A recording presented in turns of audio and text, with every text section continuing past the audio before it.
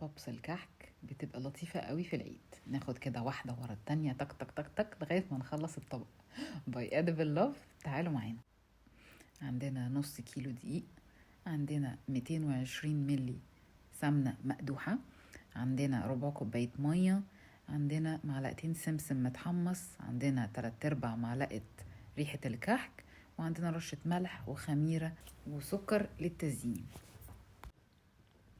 اول حاجة هنحط على ربع كوباية المية نص معلقة السكر و3/4 معلقة الخميرة ونقلبهم ونسيبهم على جنب.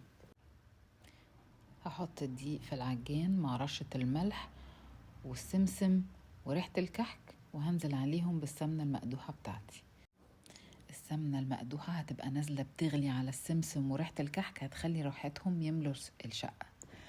هنقلب بقى مع بعض كويس جدا جدا لغاية ما السمنة تخش جوه كل دقيق. ممكن في النص اوقف العجان واقلب كويس جدا وارجع اكمل تاني لغاية ما اتأكد ان كل الدقيق دخل فيه السمنة. كده الخميرة تفاعلت معايا زي ما انتوا شايفين وعملت الرغوة اللي فوق الوش. هنزلها على الخليط واقلب تقليبة سريعة جدا لغاية ما كل الخميرة تخش جوه العجين. كده العجين عندي جاهز، مش ناقص غير ان انا اشكله.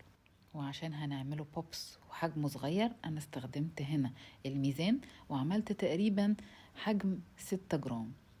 بكوره كده زي ما انتوا شايفين واديها كورة شكل كورة واحطها على الصينية. هيطلع بوبس ويجنن وهيتلقط وهتخلص الصينية في ساعتها. هدخله فرن على حرارة 180 لمدة 25 دقيقة تقريبا لغاية ما يتحمر ويبقى لونه ذهبي. هرش بقى عليه السكر وهغرقه بالسكر، وهجيب الطبق بتاعي وهقدمه فيه، وبألف هنا.